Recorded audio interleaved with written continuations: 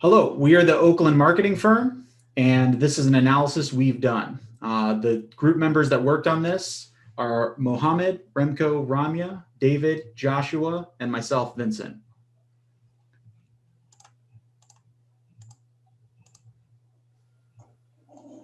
So the agenda that we're going to kind of go over today, we're going to do a brief introduction on what this report is. We're going to talk about the secondary research that we performed, which led into our situation analysis and our SWOT analysis.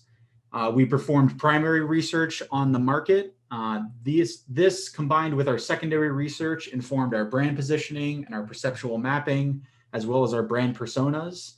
Based on all of this research that we've done, we use that to develop our brand recommendations, and then we can have time for questions at the end. So we are the Oakland Marketing Firm. We were commissioned to produce this report. The brand subject for this report is the Google Nest brand, and the specific product that we're going to be looking at is the Nest Hello video doorbell. All of the references for our data and our analyses are contained in our attached report, our written report. So if there's further details or an in-depth description, please see the report. So let's get started with our secondary research. We're going to start with some of the brand history. Nest was founded in 2010 by two ex-Apple employees. Their original product was a smart thermostat used to kind of automate your temperatures, and it would learn your behaviors to better control your AC in your house. This company was bought by Google for $3.2 billion in 2014. And in 2018, the Nest brand was fully brought under Google. So now it's Google Nest instead of running as a subsidiary that was just called Nest Labs. And the Google Nest brand offers a wide range of smart home products that we'll talk about in the next slides. So some recent news is, as I said, that formal brand merging kind of began in 2018. Under this merging, the internal resources also kind of got brought under Google's parent. So all of it it's the work of Google itself. It is a Google brand. The second generation Nest Hub just released this month. I think you can't even get it yet. It's just pre-order still. And specifically regarding the Hello doorbell, there has been leaked images of in development work on the second generation video doorbell. Currently, they've only released the one brand. There's not been a refresh for it. So we did more secondary research, which kind of informed a situation analysis of the market as a whole. So the brand mission and objectives for the Google Nest brand, these come per Rishi Chandra, who is the Google Nest general manager. He says the three things that kind of amplify the Google brand or the Google Nest brand are to design devices that exist within a system instead of trying to do everything on their own. That smart home devices need to be able to operate both communally and personally, and that Google needs to do a better job of communicating its principles around privacy. And specifically in the context of home privacy, it needs to be more restrictive than it was previously. And this is has to do with how Google's brand has a history of trying to collect as much data as possible, which conflicts with the privacy and security that are expected in somebody's home. So there's a wide range of products in the Nest brand portfolio. Not only do they have the video doorbell, but they have thermostats, they have Wi-Fi devices, they have different cameras and audio systems and alarms. So there's a wide range of smart home products under the brand. Currently, the way the brand is positioning, and we will talk about this later in our specifically, we kind of dive into the brand positioning a little bit more in depth. But right now, by bringing that Nest brand under Google, we're basically signaling to Amazon as that they are our primary rival. So it's really an aggressive competition between Google and Amazon. And we're currently trying to position as a cohesive brand. So Google Nest is merging the technology that Google is capable of with the intelligence that Google is well known for, their artificial intelligence background. Again, per Rishi Chandra, their belief is that they need to shift from being a smart home to being a helpful home. They don't want things to just be smart. They want it to actually help people. Just because something's smart, if it doesn't help people, it's not really as much value as it could be to the consumer. So some of the ways that some of the brand touch points that consumers might interact with it. There's primary interactions, which includes things like mainly the owners of the product, how they're interacting with it, the packaging, the installation, and the app control. That app control is a big, our primary research kind of showed that how easy the app was to use was a very important factor as far as consumer happiness and satisfaction. There's secondary interactions. So these are non-owners that might interact with the product, people that go into a business, people that see it in somebody else's house, or seeing an in-store display. There's media exposure. These are like public stories, social media, online reviews, and news stories. Like if there's a leak, a data leak for a particular company, that would represent a touch point that a consumer might see. There's a lot of websites and advertising. So basically this just constitutes all of the digital touch points that the brand might have and how people might interact with it out on the internet. And lastly, there's pop culture references, and these kind of these are normalization signals that a brand or a product has kind of been accepted as being a reality. So an example of this is how some people might consider Ring or to be synonymous with video doorbell. Oh, you have a Ring, instead of saying you have a video doorbell. So we also do some market measurement. So we do some segmentation and target audience analysis. So if we look at the smart home segmentation, we see that almost 50% of the smart home owners are between 24 and 44 years of age. That target obviously has a lot more years in its future, so it's important that we kind of highlight them and target them. More importantly, 46% are high income individuals. So cost is a factor here, and it might limit our market growth. The primary targets we're looking at are going to be personal consumers, with secondary targets being business customers. So we're primarily targeting people that are going to buy this product for their home. So we have some market measurements. Currently, Ring has a 40% market share versus Nest, which has a 24% market share. These two companies make up over almost 2/3 of the entire market. Every other competitor has less than a 10% market share. So it really shows that this is an oligopoly or even a duopoly between, Amazon and Google for this market. We did some competitive analysis, and like we said, it's really highly consolidated between Google and Amazon. There are some, consumer trust issues with big tech, especially with regards to data security. Wirecutter will not even recommend an Amazon Ring. But overall, the competitors really offer very similar products and features. Again, this implies that there's high competition and rivalry. So whatever one competitor does, the rival is going to do as well. Lastly, some industry characteristics and trends. The smart home industry is expected to grow to 174 billion by 2025. Penetration is going to be 40% this year, and it's going to be, up to 60% in the next 4 years. Wi-Fi home devices are expected to grow from 5 to 17 billion in the next, 10 years. 5G is rolling out, which is going to make the internet even more powerful.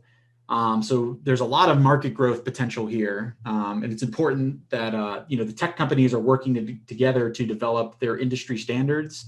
This to kind of prevent the government from stepping in to kind of generate those standards. So there is some level of cooperation here. Okay, so I'm going to hand it over to David to talk about the SWOT analysis. Thanks, Vince. Yeah. So using the information we gathered from our situational analysis, we performed a SWOT analysis and successfully determined some of the strengths, weaknesses, opportunities, and threats of the Google Nest Hello Video Doorbell. In these following slides, we're going to take a deeper look into each of the quadrants and highlight the points that we feel have the strongest impact on the doorbell. Here are listed the strengths that we feel the video doorbell has. The two strengths that we feel have the strongest impact on the doorbell are unified smart home branding and captive users. Google has unified Nest within its smart home branding, which was required for Google to be able to compete with Amazon. By bringing everything together, Google has unified its resources into a single brand. This allows Google to focus on the overall smart home ecosystem rather than the individual pieces as single objects. And then existing Android and Google Smart Home users are already familiar with Google Assistant and the Google product infrastructure. If one of these users is interested in purchasing a video doorbell, they're more likely to stay within the products of the same brand.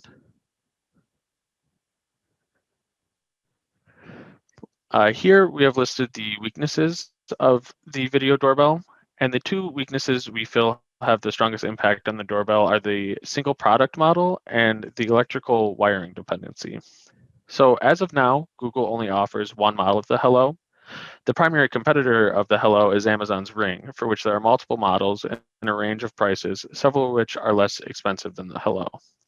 And then unlike some of its competitors, the Hello is not powered by battery, but by electrical wiring. As a result, it is more difficult for users to install on their own, leading to the need to hire a professional. Additionally, this may not be an option for individuals who live in rented homes where the landlords don't want the tenants to mess with the existing wiring infrastructure. So here are the opportunities. The two opportunities that we feel the Nest Hello video doorbell can take advantage of are the faster internet and the improvements in facial recognition. So 5G internet is now rolling out globally, and more people are able to access it every day. We feel that Wi-Fi options are becoming more and more fast with Wi-Fi 6. This increases Google's opportunity to implement features like the Hello Video Doorbell, especially as the existing bandwidth is eaten up by continuously growing number of connected devices. And then recently, new facial recognition programs have been developed that have the ability to recognize people even if they are wearing a mask, scarf, glasses, hats, and even a fake beard. If Nest is able to implement this new technology, then they will be able to offer more functionality to users. In a world where people are wearing masks every day, this can help identify who's on your porch even if their face is covered. Here we have a list of the threats that we feel affect the video doorbell. The two threats that we feel have the strongest impact are security threats and then the significant market competition. Given that video doorbells are cameras designed to have the ability to be accessed remotely, they make attractive targets for hackers. Ring has already had numerous cases of hacking incidents, which may cause governments to enact regulations on the industry. And then the Nest Hello holds significantly less of the market share when compared to the Ring. The Hello accounts for 24%, where Ring accounts for 40% of the market. There are also smaller emerging brands with superior features without the brand recognition of Google or Amazon that may further eat into the Hello's market share. So now I'm going to hand it over to Josh, and he's going to talk about primary research. Thanks, David. So our primary research portion, due to COVID restrictions, we decided to use the methodological approach of a focus group as well as an in-depth interview for speaking with individuals. The questions we asked focus around the basic open-ended, closed-ended questions, just to gather opinions, ideas, and beliefs about the video doorbell and their stance on technology in general. We interviewed friends and family members who own a video doorbell, and we were successful in capturing those personal and differentiating perspectives on the product and ecosystem they currently own. So initial top of mind questions. The video system that many of our interviewees owned were the Amazon Ring, Amazon Ring 2, and also followed by Nest. Well, also one of our participants owned a Eufy. When we asked our interviews what first came to mind when thinking about smart home doorbells, were mainly revolved around safety and convenience. Another participant answered awareness as well, which kind of ties into the result of just feeling safe in the compounds of your home. This kind of explains the biggest top of mind thought when buying a video home doorbell system, which is the ability to keep you safe and aware of those who are outside your home. Most of the individuals that were interviewed, they did have a high level of trust in the home video doorbell system, as well as their own level of security. There's only one participant who said they had a lack of overall trust in home automation products, but even as a trend, many of the individuals also mentioned that because they already owned an Amazon Alexa or a Google Home, that investing in a home video doorbell would have been a smart choice. And because of that, they stayed with that compatible brand that was already installed in their house. Some of the ownership and satisfaction results that we have, the participants were not consistent when it came to the amount of time owning their own video doorbell. Some of them were within the past year, a couple months, where some of our other interviewees owned it for 2 to even 3 years. When we asked about the overall satisfaction toward the product they own, most were quick to point out actually some of the flaws that occurred within its own lifespan.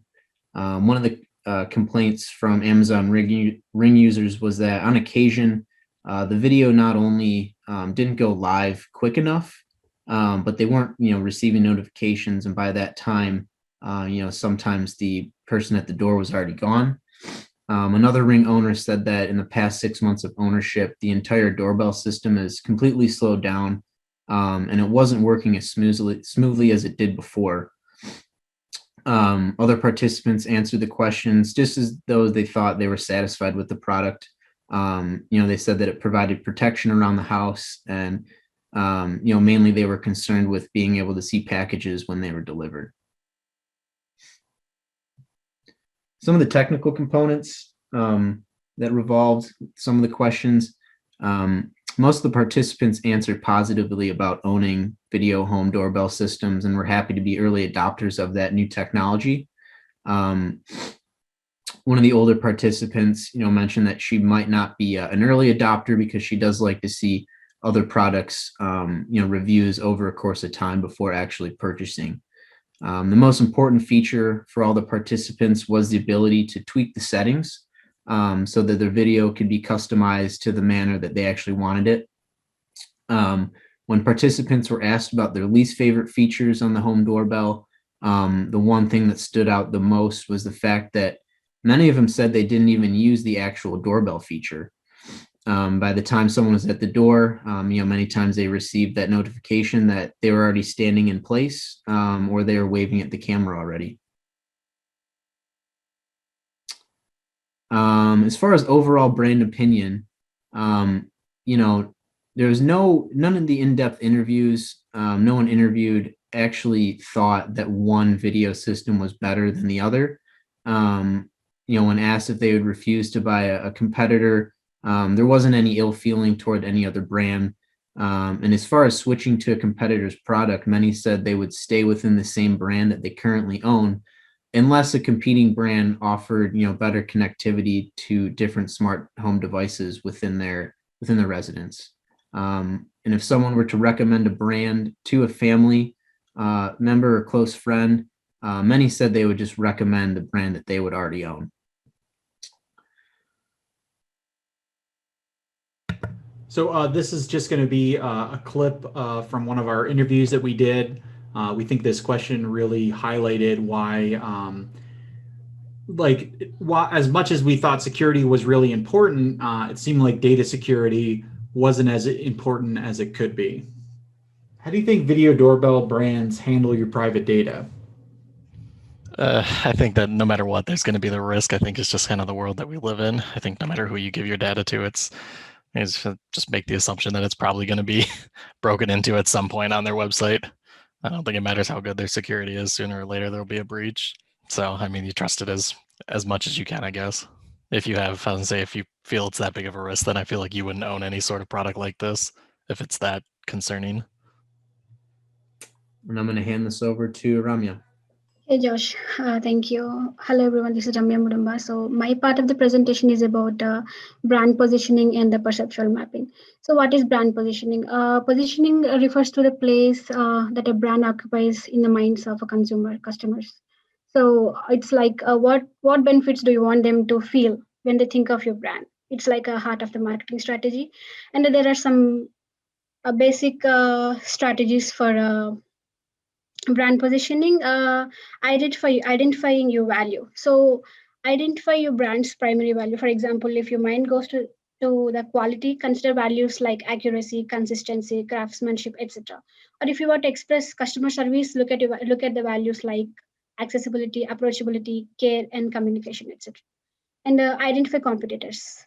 So answering these questions like who are your primary competitors, what values do they espouse, how do they differentiate themselves? So answering these questions will help you understand the competition so that you can create your own brand identity.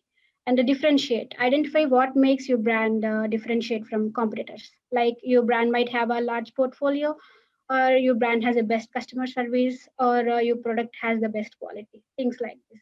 And when you make sure of these three things, the final and important step is to communicate about your values to the customers and what makes it different to them. This can be done through some advertisements and marketing activities. So to make it clear for the audience, I divided our Google Nest brand positioning into three types.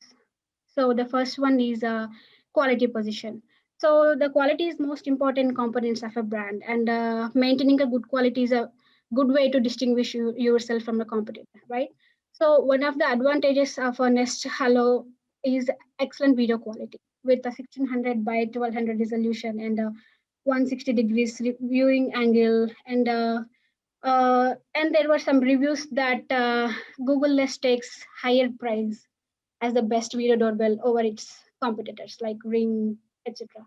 And its microphone and speaker were even excellent too. In addition to that, we all know that Google is a parent company for Google Nest, so it helped Nest to achieve a number of customers, their trust and loyalty, and quality as well. So I already talked about the overall thing, and I already talked about these things. So yeah, here we are. So the value, price, and the competitive position. So as Ring said, Ring has the best market share, and for the Nest, Ring is the top competitor. So even though Nest has some good features compared to Ring, because Nest has entered the market in 2018, but still one of the best video doorbells out there with its features such as a person detection, facial recognition, and package tracking. So even though the subscription price for Nest are high compared to its competitors, it provides continuous record, unlike Amazon's Ring. And I just want to talk about Ring. So as it's a top competitor, Ring has recently launched two video doorbells, which are Ring Video Doorbell 3 and the 3 Plus with $200 and $230 price tag respectively. But they do not offer the Nest Hello's facial recognition, package tracking, even though if you subscribe to the top tier Ring Protection Plus plan. So, and there are some other problems reported with the Amazon Ring that its doorbell sound is very annoying, which made an existing user switch to Nest Hello Video Doorbell because it provides a default door chime noise that is not annoying. And it also offers some cool features like seasonal themes for Halloween, Christmas, and New Year's Eve. So the segmentation. So there are two types of segmentation marketing positioning that the Nest is targeting. They are demographic and psychographic. So inside the demographic, it includes age and income. So the Nest is targeting 20 to 50s age range and middle to upper class with its advertising and and it also and the next targets are seniors. So who wants to who age in place independently and safely. So this would utilize the technology like motion sensors for automatic lights or sensors for detecting potential life threatening conditions based on sudden changes in the movement. And another segmentation is psychographic, which is lifestyle. So the market can also be segmented psychographically. So where the target lifestyle audience for the Nest are people who want to live in a smart home with a high degree of automation, including video doorbells, indoor and outdoor cams, fire alarms, and thermostats, etc. And perceptual mapping. So perceptual mapping is generally consists of two attributes, like which are the most important characteristics of your brand. Like for our brand, we choose like brand recognition and security. So, so the sources and insights that we used for our selected attributes are from secondary research, like outside sources like SimilarWeb and SafeWise, and we also use the data from our primary research insights, also like in-depth interviews and focus groups as well. So this is the table where you can see the recent security breaches for our selected brands, which are Ring, Google Nest, Arlo, and Eufy. As you guys can see here, Ring has a very high security breaches that are reported recently, and followed by Google Nest and Arlo and Eufy. So these are the information that we got from our outside sources, like referral domains, social media followers, and social media traffic, and the total views of that particular website. So based on these two resources, I crafted my our perceptual mapping.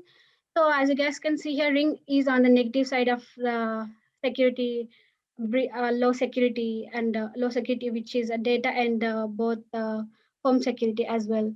And Nest is on the positive side, but low on the security, because even though Nest has some security breaches, it's still lower than the Ring.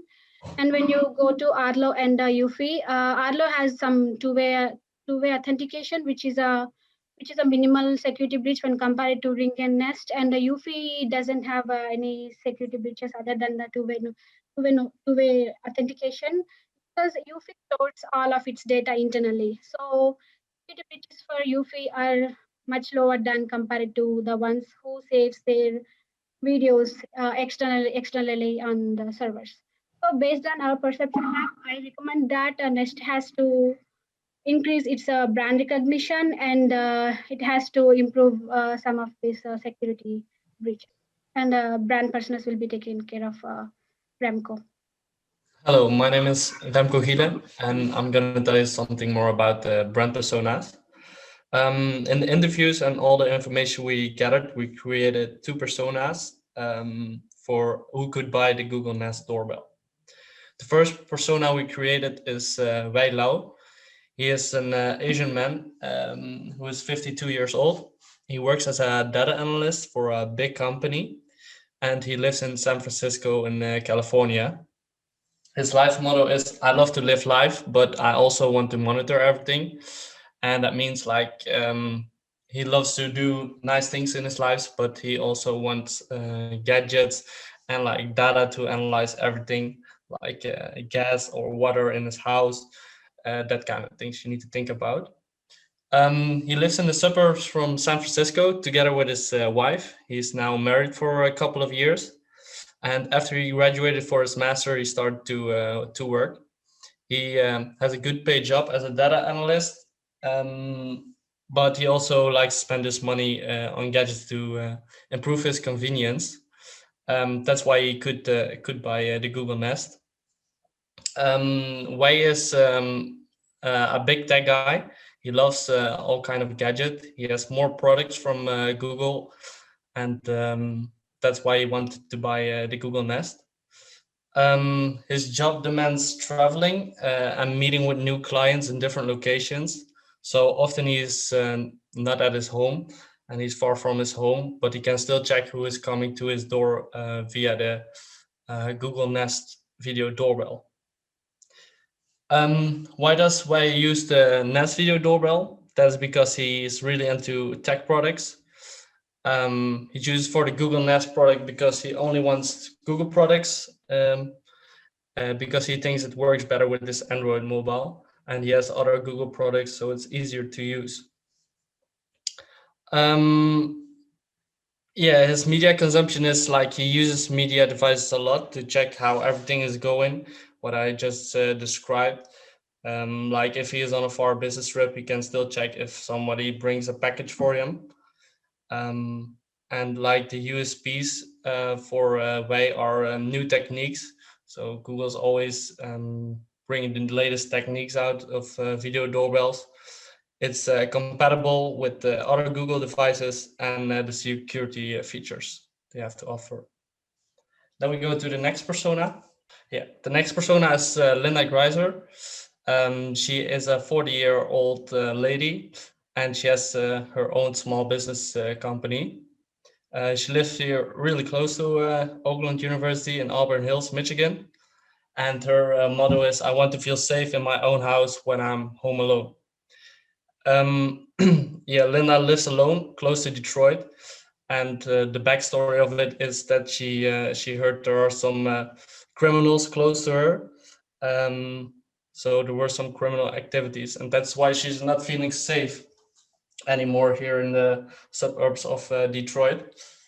And by buying the video doorbell, she thinks she get more safety, because if something's happening, she can see it via the video doorbell and she can call someone to help her out of the situation.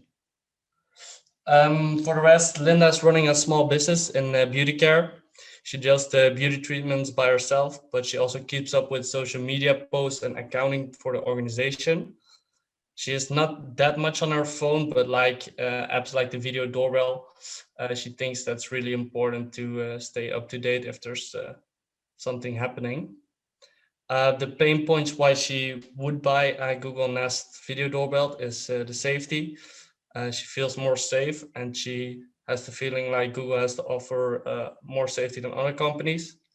The convenience to use, and it's easy to use for her as well.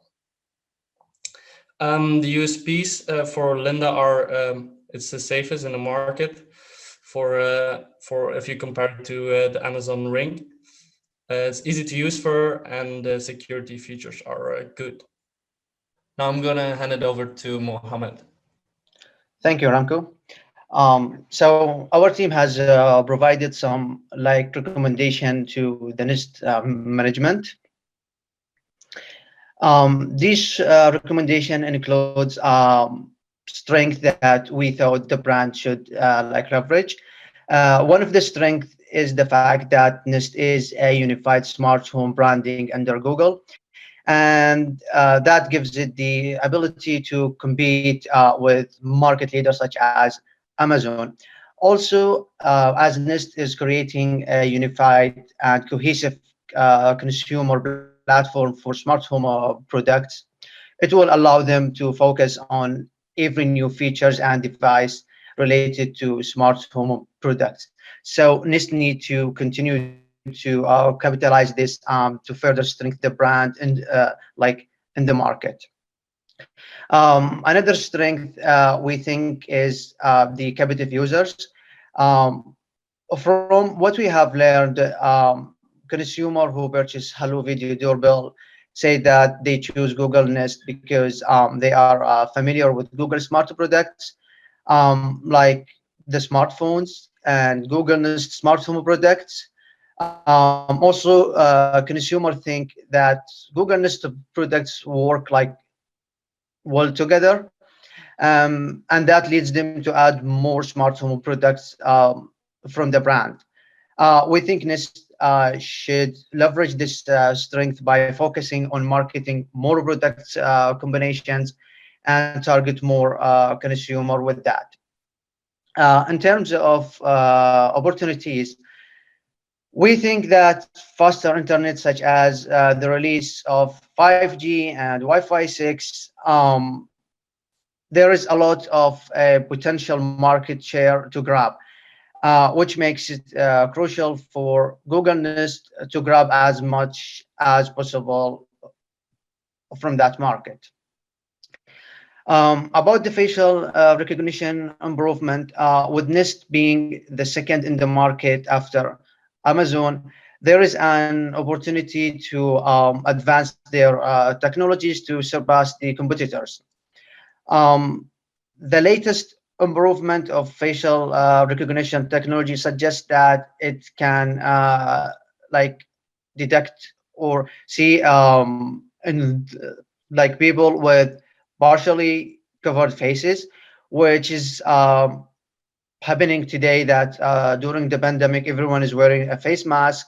So if NIST is able to implement this latest advance of facial recognition as soon as possible, they can offer more to their users and also attract like new ones. Weaknesses. One of the issues that made some users go for competitors' video doorbells is that Nest offers only a single model of video doorbell. So if a customer think the video doorbell does not suit him, he or she will move to like another brand very quickly, because there is no other option like with Nest. So we think that Nest should offer more options, because this way the brand can appeal to more buyers and increase its overall brand awareness. Another weakness is the dependency of electrical wiring of Nest video doorbell, where it like requires hard wiring as a source of power, which not all customers would find that easy, and it will also limit the location where they can attach their video doorbell. So we think they should consider adding more options to the powering for the video doorbell. Looking at the external threats, security is a big concern, especially with the IoT devices. In this regard, NIST will need to continue to ensure their products are secure both internally and externally, which wouldn't be easy for Google, as their products are like designed to extract as much information as possible. The technology market competition is very intense, and NIST is the second in the market after Amazon, with many small competitors with comparable products. So in this case, we think that NIST must work to increase their footprint like in the market as the market keep growing. So regarding the brand growth, brand extension is a way that companies use to grow their brands. One of the recommended smart home products that Google Nest could consider adding to their product list would be the smart light bulb, where it can fit very well with their products. Another product that can be added is the smart plug, where it also fit like very well with what like Nest has. These both products are meant to increase the growth of the brand by targeting more consumers and increasing their brand awareness and loyalty.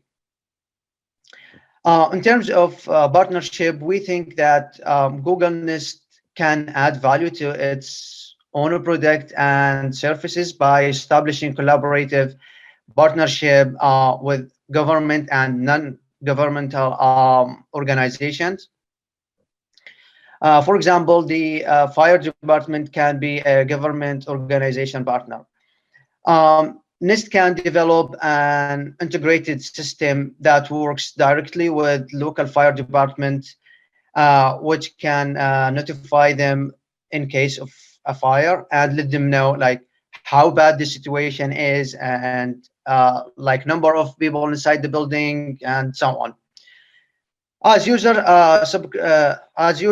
subscribe to this surface, it will add to Nest as a brand in terms of like revenue, and also customer brand awareness would increase with partnering with government organizations. And then government partner we suggest is that Nest can expand its partnership with leading insurance providers to create a premium discount for like Nest user. Currently, Nest partnering with Liberty Mutual, and they can expand that to the market leaders such as State Farm, which owns the highest market share.